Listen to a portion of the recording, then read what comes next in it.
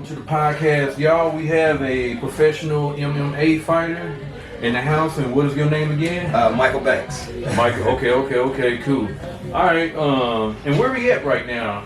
We at Caveman Crew. We on the West Port, you know, at the gym, Rudy Bear's Brazilian Jiu-Jitsu, if you want to call it either one, but that's where we are. And that's what's up. So if y'all hear any noise in the background, they are training right now, exercising, and doing a whole bunch of other stuff, so yeah, be patient. Got the Jiu-Jitsu kids class about to start up, so yeah, it's going to be a little loud. That's what's up, man. So why don't you tell the people about yourself right now, or tell them a little bit about your background and the reason why you in the hurt business. It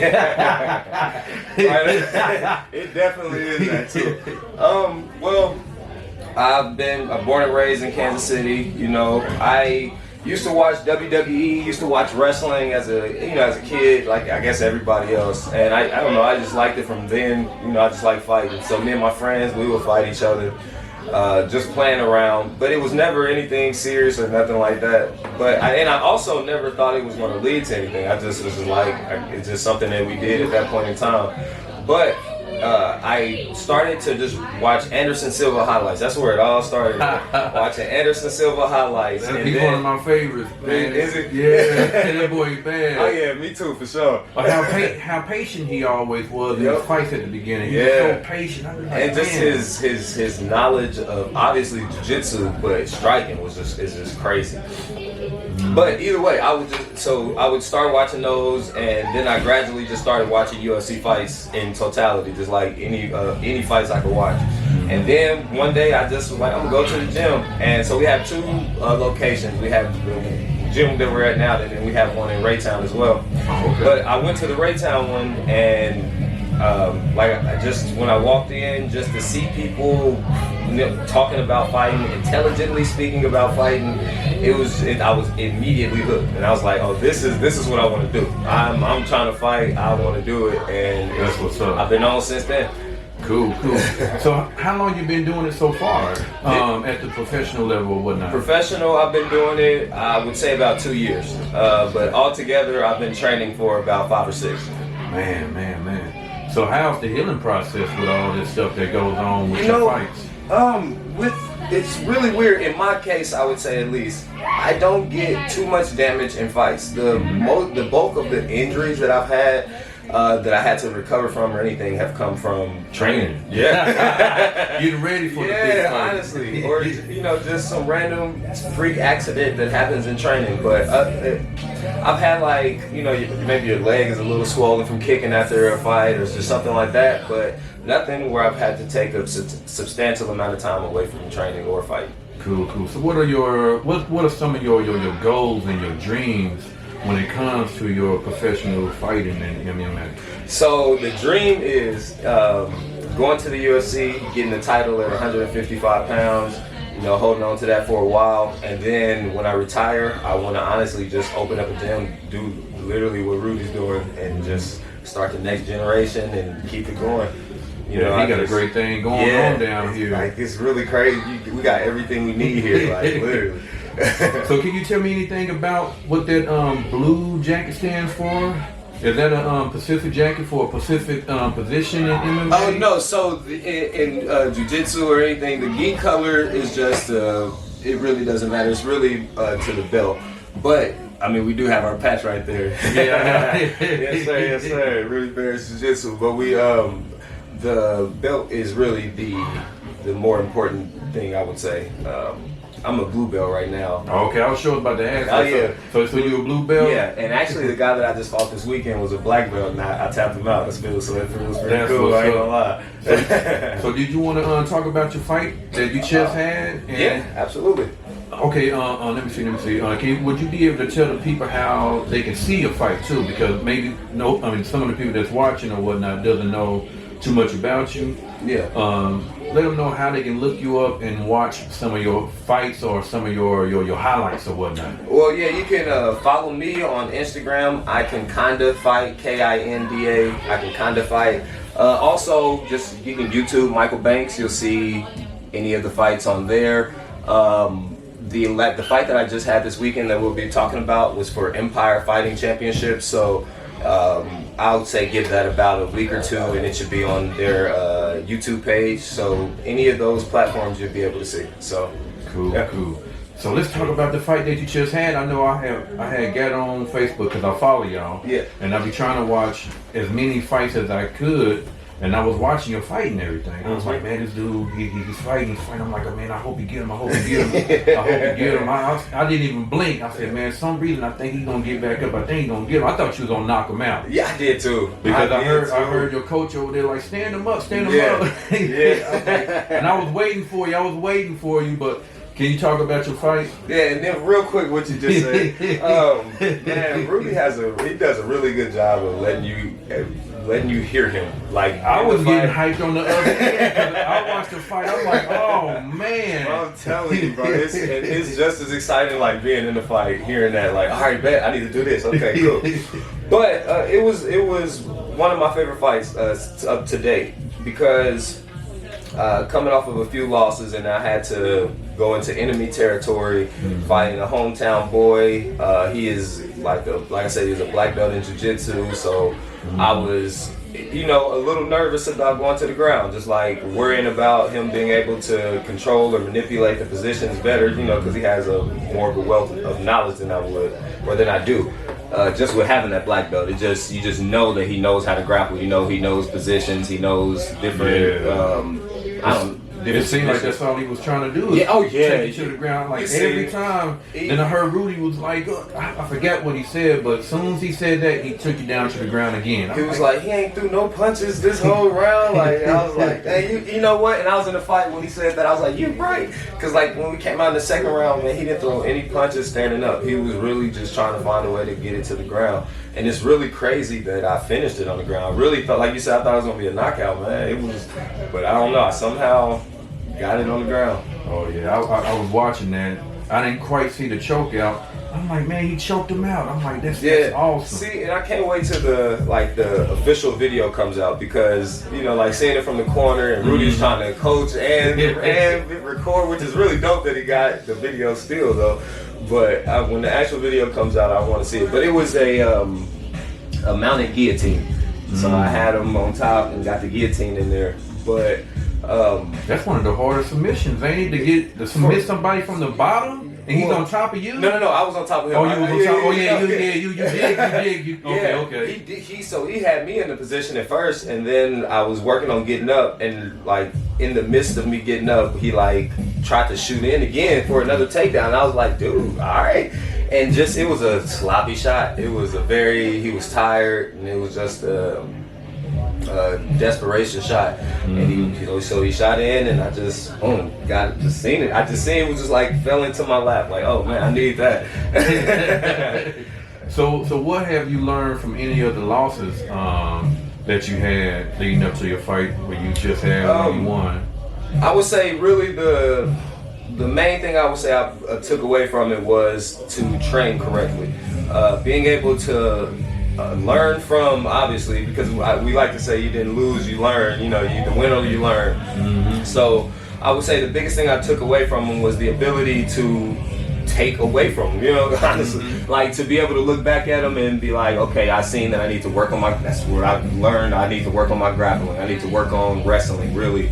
I would do jiu-jitsu a lot, but I wasn't giving enough respect to wrestling. And I think wrestling gives you another drive to be able to defend yourself, And then with me being a striker and with me wanting to keep it at distance, learning wrestling you can also learn what we call anti-wrestling, where I'm not, actually trying to implement a takedown or anything, but I know the defenses to everything. So just, I guess, going through those losses, because the losses that I did have were all on the ground. There was no like striking or TKO or anything like that. It was all to submissions. So just learning to be more fluid on the ground and also more aggressive at the same time. Oh, that's what's up. Yeah. So what you would tell the kids, man, that want to get into the mixed martial arts? I would say start with wrestling and boxing as a base. If you're going to do MMA, I would definitely start with those as a base, and then from there just add kickboxing. You can go Muay Thai, Jiu-Jitsu, and all of that. But wrestling is like I get my son, he's not, I'm actually gonna pick him up after this interview, but so he can finish kids class. But wrestling and boxing is what I've been preaching to him. He does jiu-jitsu as well, but I also have him do wrestling class with us because he just needs to learn the mechanics, just the movement of the movement, and also it's the aggressive mindset where it's just they're on go from the bell to bell, whistle to whistle, I should say. Like it's a different flow, a different feel. And so I would definitely tell them to start wrestling and boxing, and then also it's a hard road. So be ready, man. Don't think it's gonna be easy, please. It's fun, and you really have to love it to be able to do something like this. And if you have the love for it, it'll be hard, but you'll feel guided through it. Like through the struggles of dealing with injuries, how you said earlier, like dealing with injuries, dealing with losses, just different things of that nature. So yeah, that's why I said wrestling, boxing, and be ready. So we got the winning, we got the oh, you said you wouldn't really call them losses, you would just call them learning. Just a learning curve and whatnot. And honestly, it takes a lot to even be able to respect that mindset, because when you're in it and you lose and you didn't train for this fight and it doesn't go your way, it sucks. But you have to be able to like step back from that and just take it for what it is. Why did I lose? What happened? All right, so this is what, all right, I need to work on my stand-up. I need to work on my ground game or this or that. Or I got tired or just whatever it may be. And you could either sulk in the fact that you lost, or you can take that information and make yourself better. That's what's up.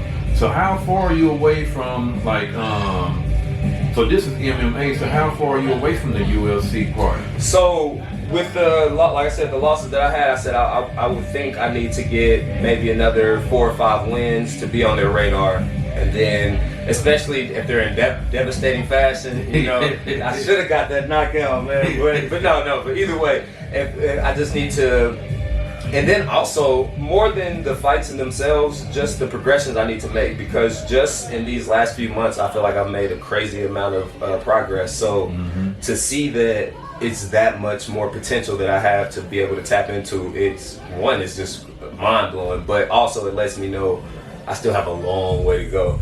Like you feel like, I just turned 30 a few days ago as well, and like when I was younger, you're still young, man. Do you know what? That's what I'm like starting to realize. I used to think like 30. Oh my God, that's we getting up, and it's like, nah, bro. I'm just really starting to get into it and starting to be able to put a lot of things into practice, or put a lot of things into play that I practice a lot. Because Chuck Liddell, he didn't retire into win. I don't know, he was late 30s. Yeah, he fought for a long time. So I used to watch him back in the day. Yeah. I was like, man. And that's another one I used to watch his highlights too. He was one of my favorites. So what are your favorite fighters besides yourself? So what are your other favorite fighters besides yourself out there that you kind of like? John Jones, of course. That boy's a beast. Oh yeah, Israel Adesanya, he's one of my favorite. Valentina Shevchenko, she's one of my favorite fighters. Really, I just like to watch good strikers, and I do enjoy good wrestling and good jiu-jitsu as well.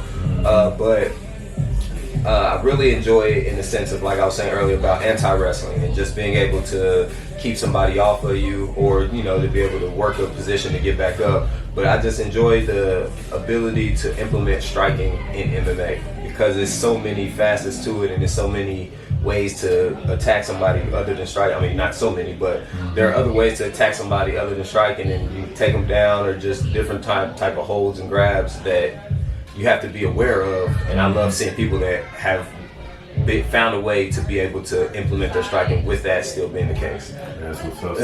So what are some of your inspirations that keep you focused on the task that you got in hand? So I know you got a task that you're trying to... Oh yeah, for sure.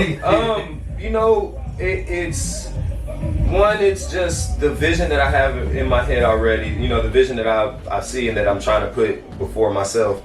But also, it's really the people, man. Like and it surprises me every time. But you get to talk to people and they tell you that you like are a motivation for them, or you're keeping them going, or some things of that nature. And just like that keeps me going. Honestly, like to think that I'm even inspiring somebody is mind blowing to me. So to be able to actually see and be able to talk to people that I have helped, not even like, I don't know, that I have helped, you know, keep going. And whether it be that they want to be an MMA fighter or just to want to keep going in life, like just the nature of like, hey, I'm trying to become a computer scientist or something, like but I need the drive to keep going to school. And it just is really dope to me. Like, and that allows me to go through the fire, because going through the fights, man, to a fight, bro, it is a real confrontation with yourself, and it's really crazy. And I tell you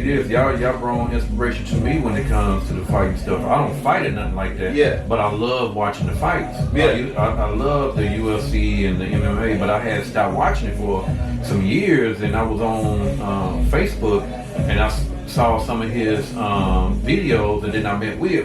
Then I started watching some of his stuff. Then I interviewed y'all at the collective down here. Oh, yeah, I remember that. And watching some of y'all fights and everything kind of got me back in. And now I'm starting to watch it more. Yeah, for sure, man. Y'all sparked the fire back in here too. And it's something about it, man, because even if whether I do or I don't have a fight coming up, but just going to even watch some of my teammates fight, it just turns me, I'm like, I'm ready to go to practice tomorrow. Like, what's up, man? I'm going to practice early.